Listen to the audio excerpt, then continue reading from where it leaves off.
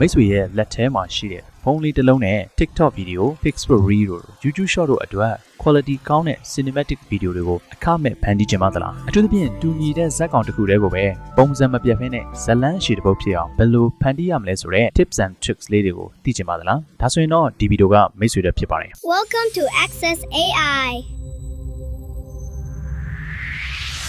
အားလုံးမင်္ဂလာပါ channel လေးနဲ့ပြန်လည်ကြိုဆိုလိုက်ပါရစေမင်းတို့ရဲ့စိတ်ကူးတွေကအကြောင်းအရာလေးတွေကိုဗီဒီယိုအဖြစ်ဓာတ်ရိုက်ဖန်တီးမလားအလန်းစားပုံလေးတွေအဖြစ်ထုတ်ခိုင်းမလားပုံကနေဗီဒီယိုအဖြစ်ပြောင်းမလား copyright ကင်းနဲ့ royalty free သချင်းပေါင်းများစွာကိုအသုံးပြုကျင်သလားအယိုးရှင်းဆုံးနဲ့အလွယ်ကူဆုံးအခြေခံဗီဒီယို editing ဘိုင်းတွေကိုရောသုံးပြီးတော့ဗီဒီယိုတွေဖန်တီးကျင်ပါသလားဒါတွေအားလုံးကိုတနေရာထဲမှာအခမဲ့ပေးစွမ်းနိုင်တဲ့ free application တွေတစ်ခုအကြောင်းကိုဒီဗီဒီယိုလေးထဲမှာပြပြပေးသွားပါမယ်ဟုတ်ပါတယ် Google ရဲ့နာမည်ကြီးအဆင့်မြင့် VO AI model ကိုအသုံးပြုပြီး quality ဗီဒီယိုတွေထုတ်ခိုင်းတာပုံတွေဖန်တီးတာပုံကနေဗီဒီယိုဖြစ်ပြောင်းတာအခြေခံဗီဒီယို editing ဘိုင်းတွေအထိတနေရာထဲမှာအသုံးပြုနိုင်တာဖြစ်ပါတယ်ဒါကတော့ YouTube ကတရားဝင်ထုတ်ထားတဲ့ YouTube Create App ပဲဖြစ်ပါတယ်ဒီ application က creator တွေအတွက်ဖန်တီးမှုဘိုင်းတွေပုံမလွယ်ကူအဆင်ပြေအောင်အဓိကထုတ်ပေးထားတာဖြစ်ပြီးတော့အမိုက်စား AI feature တွေကိုအခမဲ့ free ပေးသုံးထားတာဖြစ်လို့တကယ်ကို quality ကောင်းမွန်တဲ့ပုံတွေဗီဒီယိုတွေဖန်တီးနိုင်တာပဲဖြစ်ပါတယ်ဒါကြောင့် YouTube Create App ကိုဘယ်လိုသုံးရမလဲပါဝင်တဲ့ AI tools တွေကိုရောဘယ်လိုအသုံးချရမလဲဗီဒီယိုတွေဖန်တီးတဲ့အခါမှာ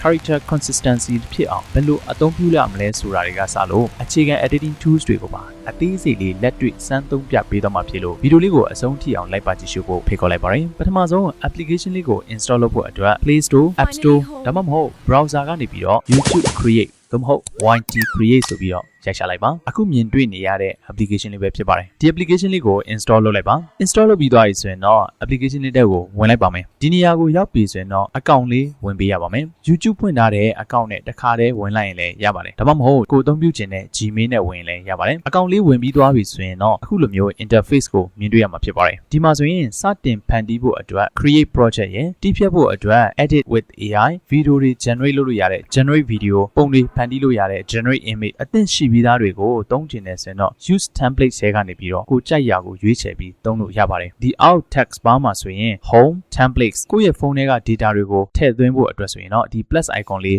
းနှိပ်ပြီးတော့ထည့်လို့ရပါတယ်ကိုယ်တိုင်ဖန်တီးထားတာတွေသိချင်တယ်ဆိုရင်တော့ဒီဘက်က project ဆိုတဲ့နေရာမှာဝင်ကြည့်လို့ရပါတယ်ဒါကတော့သူ့ရဲ့ interface မှာမြင်တွေ့နေရတဲ့ feature တွေပဲဖြစ်ပါတယ်ဒါဆိုရင်ကျွန်တော်တို့အသေးစိတ်လက်တွေ့ကြကြစမ်းပြီးတော့သုံးကြည့်ကြည့်အောင်ပါဆိုတော့ဒီမှာပထမဆုံး project အသစ်တစ်ခုစတင်ပြီးတော့ဖန်တီးပြီးသုံးပြပေးတော့ပါမယ်ဒါကြောင့် create project ဆိုတာကိုနှိပ်လိုက်ပါမယ်အဲ့လိုနှိပ်လိုက်တာနဲ့ကိုယ့်ရဲ့ဖုန်းထဲမှာရှိတဲ့ file တွေကိုထည့်ပြီးတော့ edit လုပ်မလားဒါမှမဟုတ် video တွေ generate လုပ်မလား image generate လုပ်မလားကိုကြိုက်တယ်လို့စတင်လို့ရပါတယ်ဆိုတော့ဒီမှာ video လေးတစ်ခုစတင်ပြီးတော့ generate လုပ်ခိုင်းကြည့်ပါမယ်ဒီမှာမြင်တွေ့နေရတဲ့ generate video ဆိုတာကိုနှိပ်လိုက်ပါမယ်ဒါဆိုရင်တော့ prompt လေးရေးထည့်ပေးရမယ့်နေရာကိုရောက်သွားပါပြီကိုဖန်တီးခြင်းတဲ့ video ရရှိဖို့ prompt လေးကိုအသေးစိတ်လေးရေးထည့်ပေးလိုက်ပါပြီးရင်တော့ generate လုပ်လိုက်လို့ရပါပြီဒါဆိုရင်အခုလိုမျိုး video လေးဖန်တီးပေးနေပါပြီဒီမှာတစ်ခုရှိတာကဒီ application က short video တွေအတွက်အဓိကထုတ်ထားတာဖြစ်တာကြောင့်မလို့ 9:16 ratio နဲ့ပဲထုတ်ပေးမှာပါဒါကမှကိုကနေပြီးတော့ landscape ပြောင်းခြင်းနေဆိုရင်တော့ editing ထဲမှာ ratio ပြန်ပြောင်းခြင်းလဲပြောင်းလို့ရပါတယ်အချိန်ခဏစောင့်ပြီးတဲ့နောက်မှာတော့သူ့ဘက်ကထုတ်ပေးတဲ့ video လေးကိုရရှိလာပါပြီ VO AI model ဖြစ်တာကြောင့်မလို့ video quality ဘိုင်းကတော့တကယ်ကိုမိုက်ပါတယ်အကယ်၍သူထုတ်ပေးတဲ့ video ကိုမကြိုက်သေးရင်လည်းပဲ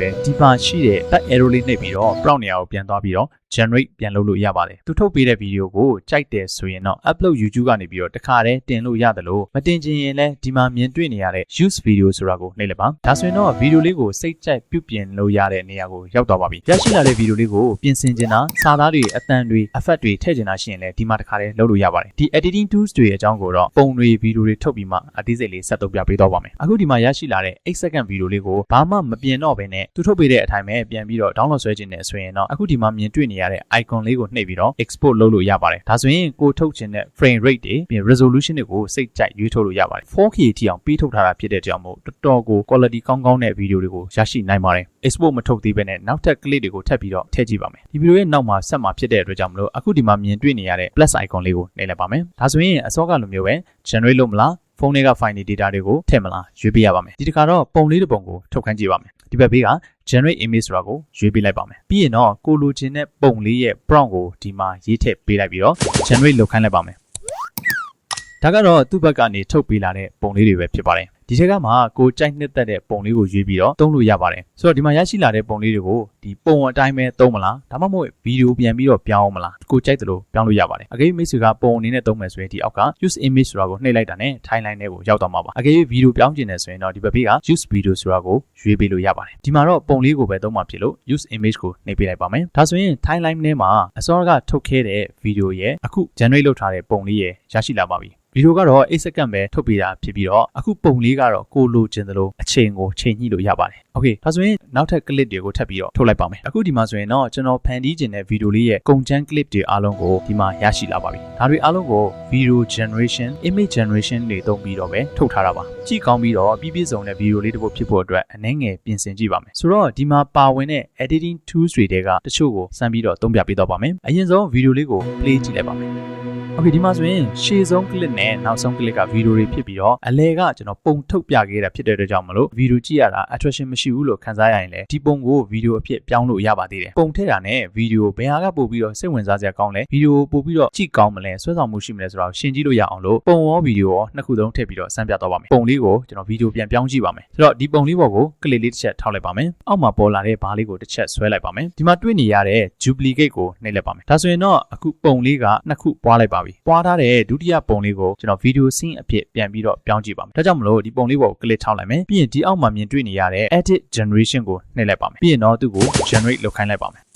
အဲဆိုတော့သူထုတ်ပေးလာတဲ့ပုံလေးတွေတဲကမှကိုအကြိုက်ဆုံးတစ်ခုကိုရွေးပြီးတော့ use video နှိပ်ပေးလိုက်တာနဲ့ဗီဒီယိုကလစ်လေးတစ်ခုအဖြစ်ရရှိလာပါပြီအစောကထုတ်ထားတဲ့ပုံလေးရောအခုဒီမှာဗီဒီယိုလေးရောမြင်တွေ့ရမှာပါဒါဆိုရင်ထုတ်ခိုင်းထားတဲ့ပုံတွေဗီဒီယိုတွေအားလုံးဒီမှာအကုန်လုံးရရှိလာပါပြီအခုထုတ်ထားတဲ့ဗီဒီယိုတွေရဲ့နေရာတွေကိုပြောင်းကျင်နေဆိုရင်လည်းအခုဒီမှာဖိပြီးတော့ရှေ့နောက်ကိုယ်စိတ်တိုင်းပြောင်းလို့ရပါသေးတယ်ဒါဆိုရင်တော့ clip တစ်ခုနဲ့တစ်ခုအပြောင်းလဲလေးမှာကြည့်ရတာပို့ပြီးတော့ smooth ဖြစ်အောင် transition လေးတွေထည့်ကြည့်လိုက်ပါမယ်ဆိုတော့ဒီနေရာလေးကိုနှိပ်လိုက်ပါမယ်ဒါဆိုရင်တော့ transition ပေါင်းများစွာကိုကျွန်တော်တို့ဒီမှာမြင်တွေ့ရမှာဖြစ်ပါတယ်ဒီထဲကမှကိုကြိုက်နေတဲ့ transition လေးတစ်ခုကိုရွေးပြီးတော့အသုံးပြုနိုင်ပါတယ်ကျွန်တော်အခုဒီမှာဆိုရင်ဒီဗီဒီယိုလေးကိုတိတ်မကြိုက်သေးတဲ့အတွက်ကြောင့်မလို့ဗီဒီယိုလေးပေါ်တစ်ချက် click လုပ်မယ်ပြီးရင်အောက်မှာမြင်တွေ့နေရတဲ့ edit generation နဲ့ပြန်ပြီးတော့ထုတ်ခိုင်းကြည့်ပါမယ်โอเคကိုကြိုက်နေတဲ့ဗီဒီယိုလေးရပြီဆိုရင်တော့အစောနောက်လိုမျိုးပဲ clip တစ်ခုနဲ့တစ်ခုအကူအပြောင်းမှာကြည့်ရတာအဆင်ပြေအောင်လို့ transition လေးထည့်ပေးလိုက်ပါဒီမှာကိုလိုချင်တဲ့ကြာချိန်ရအောင်ဗီဒီယိုတွေရဲ့ speed တွေတိုးတာရှော့တာစိတ်ကြိုက်ချိန်ကြီးလို့ရပါတယ်ဒီဗီဒီယိုနဲ့လိုက်ဖက်မဲ့အသံဖိုင်လေးတစ်ခုထပ်ထည့်ကြည့်လိုက်ပါမယ်ဒီအသံဖိုင်ကလည်း AI ကိုသုံးပြီးတော့ထုတ်ထားတဲ့ဓမ္မ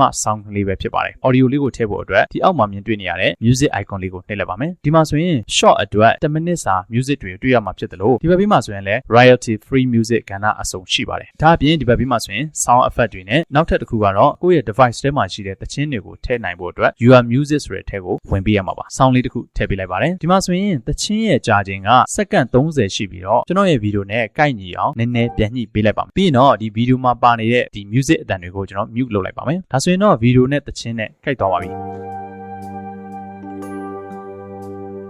Potent Taranan Gisami Damman Taranan Gisami Vagan Taranan Gisamiဒီမှာကိုကနေပြီးတော့ text စာသားလေးတွေထည့်ချင်နေဆိုရင်လည်းထည့်လို့ရပါတယ်အားလုံးပြုပြင်ပြီးသွားတဲ့အခါမှာတော့ဗီဒီယိုလေးကို export ထုတ်လိုက်လို့ရပါပြီ export ထုတ်ဖို့အတွက်အခုဒီမှာမြင်တွေ့နေရတဲ့ icon လေးကိုနှိပ်လိုက်ပါမယ်ဒါဆိုရင်တော့အခုလိုမျိုး30 frame rate ကိုရေးမလား60 frame rate ကိုရေးမလားကိုယ်စိတ်ကြိုက်ရွေးချယ်ပေးလို့ရပါတယ်ပြီးရင်တော့ဒီအောက်မှာ resolution ရွေးလို့ရပါတယ် resolution က 720p 1080p 2k 4k အထိကိုကြိုက်တယ်လို့ထုတ်လို့ရတဲ့အတွက်ကြောင့်မို့တကယ်ကိုမိုက်ပါတယ် okay ဒါဆိုရင်တော့ကျွန်တော်တို့ဗီဒီယိုလေးကို export လုပ်လိုက်ပါပြီโอเคဒီတစ်ခါမှာတော့အားလုံးသိကျင်နေကြတဲ့ character consistency ရှိရှိနဲ့ဗီဒီယိုအရှိတပုတ်ရအောင်ဘယ်လိုထုတ်ရမလဲဆိုတာနဲ့ပတ်သက်ပြီးကျွန်တော်စမ်းကြည့်ထားသလောက်နီလန်းနှစ်ခုကိုဆက်လက်မျှဝေပြောပြပေးသွားပါမယ်ဒီမှာဗီဒီယိုလေးတစ်ခုအရင်ဆုံးထုတ်ခိုင်းလိုက်ပါမယ်ပြီးရင်ဒီထဲမှာပါတဲ့ scenes character နဲ့နောက်ထပ် clip တွေမှာပုံစံတူဖြစ်အောင်အခုဒီနေရာမှာမြင်တွေ့နေရတဲ့ white screen လေးကိုနှိပ်လိုက်ပါပြီးရင်တော့ကိုယ်အကြိုက်ဆုံး character အနေထားမှာ screenshot လေးရိုက်လိုက်ပါရရှိလာတဲ့ screenshot လေးကိုကျွန်တော်တို့ cross လုပ်ပြီးတော့ save လိုက်ပါမယ်ဒါဆိုရင်အခုဗီဒီယိုရဲ့နောက်မှာနောက်ထပ် clip တွေထပ်ပြီးတော့ဆက်မှာဖြစ်တဲ့အကြောင်းမလို့ဒီ plus icon လေးကိုနှိပ်ပေးလိုက်ပါပြီးရင် video generation ကိုရွေးပေးလိုက်ပါမယ်ဒီမှာမြင်တွေ့နေရတဲ့ upload up to 3 ingredients ဆိုတဲ့နေရာမှာအစောက screenshot လုပ်ထားတဲ့ပုံလေးကိုထည့်ပေးလိုက်ပါမယ်ပြီးရင်တော့ prompt နေရာမှာကိုလိုချင်တဲ့ scenes ရဲ့အကြောင်းအရာလေးကိုရေးထည့်ပေးလိုက်ပြီးတော့ generate လုပ်လိုက်လို့ရပါပြီဒါဆိုရင်ရှေ့မှာထုတ်ခဲ့တဲ့ video တွေက character နဲ့တူညီပြီးတော့နောက်ထပ် scene အသစ်တစ်ခုရရှိလာပါပြီဒါကိုမကြိုက်သေးဘူးဆိုရင်လည်းဒီအောက်က try again နဲ့ပြန်ထုတ်ခိုင်းလို့ရတယ်လို့ကြိုက်တယ်ဆိုရင်တော့ use video ကိုနှိပ်ပြီးတော့အသုံးပြုလို့ရပါတယ်ဒီနည်းအတိုင်းပဲကျန်တဲ့ scenes တွေကိုလည်းထပ်ပြီးတော့ဖန်တီးသွားလို့ရပါတယ် character consistency ရှိနဲ့ဖန်တီးနိုင်တဲ့နောက်တစ်နည်းကတော့ပုံကနေ video ပြောင်းတာပါဒီမှာဆိုရင်ပုံလေးထုတ်ခိုင်းလိုက်ပါမယ်သူထုတ်ပေးလာတဲ့ပုံလေးတွေကအကြိုက်ဆုံးပုံလေးတစ်ခုကိုရွေးပြီးတော့ video အဖြစ်ပြောင်းလိုက်ပါမယ်ဒါဆိုရင်တော့ video လေးရရှိလာပါပြီဒီ video လေးကနေပြီးတော့နောက်ထပ် scene တစ်ခုကိုထပ်ပြီးတော့ဆက်ဖို့အတွက်အခုဒီမှာမြင်တွေ့နေရတဲ့ video လေးကို duplicate လုပ်လိုက်ပါမယ်ဒါဆိုရင်တော့ရှေ့မှာ video တစ်ခုနောက်ထပ်ပွားထားတဲ့ video တစ်ခုနှစ်ခုရရှိလာပါပြီပွားထားတဲ့ video လေးကိုနောက်ထပ် scene တစ်ခုအဖြစ်ပြောင်းကြည့်ပါမယ်ဆိုတော့ဒီအောက်မှာရှိတဲ့ edit generation ကနေပြီးတော့ prompt လေးပြောင်းထည့်ပြီးထုတ်ခိုင်းလိုက်ပါမယ်သူထုတ်ပေးလာတဲ့ပုံလေးတွေကနေရှေ့က video မှာသုံးခဲ့တဲ့ character နဲ့တူညီတာကိုရွေးပြီးတော့ video အဖြစ်ပြောင်းလိုက်ပါမယ်ဒီနည်းလမ်းလေးအတိုင်းပဲ Mr. Foundation နဲ့ video ဇာတ်လမ်းအရှိတွေကိုစိတ်ကြိုက်ဖန်တီးသွားလို့ရပါတယ်ဒါကတော့ YouTube ကနေထုတ်ထားတဲ့ YouTube Create App ကိုစမ်းပြီးတော့သုံးပြပေးခဲ့တာဖြစ်ပါတယ်ဒီဗီဒီယိုကမိတ်ဆွေအတွက်တကယ်ကိုအသုံးဝင်ပြီးတော့အကျိုးရှိသွားလိမ့်မယ်လို့ယုံကြည်ပါတယ်အကယ်၍ဒီဗီဒီယိုကမိတ်ဆွေအတွက်အကျိုးရှိရဲ့အသုံးဝင်နေဆိုရင်တခြားသူတွေသိရှိရအောင်လည်းမျှဝေပေးသွားလို့ရပါတယ်နောက်ထပ်သိချင်တဲ့စမ်းသုံးပြစေချင်တဲ့ AI tools တွေ website တွေရှိတယ်ဆိုရင်လည်း comment မှာရေးသွားပေးခဲ့လို့ရပါတယ်အားလုံးကျေးဇူးတင်ပါတယ်နောက်ဗီဒီယိုမှာပြန်လည်တွေ့ပါမယ်